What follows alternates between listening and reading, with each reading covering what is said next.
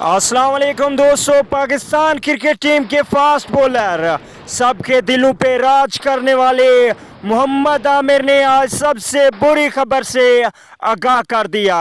दोस्तों, अगर आप चैनल पे फर्स्ट टाइम हैं तो बिल्कुल भी फ्री में चैनल को सब्सक्राइब करके साथ में लगे बेल के आइकन को ज़रूर प्रेस कर दें ताकि आने वाली वीडियो आपको वक्त पर मिलती रहें।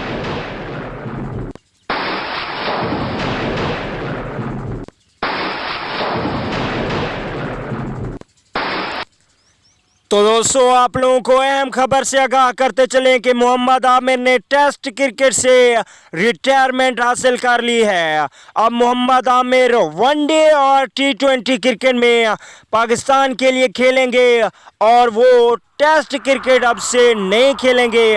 आज ही मोहम्मद आमिर ने प्रेस कॉन्फ्रेंस करते हुए अपनी रिटायरमेंट का ऐलान कर दिया है। तो दोस्तों, अगर वीडियो अच्छी लगे तो लाइक कर दें। अगली वीडियो तक के लिए इजाज़त दीजिए। आला निगहबान।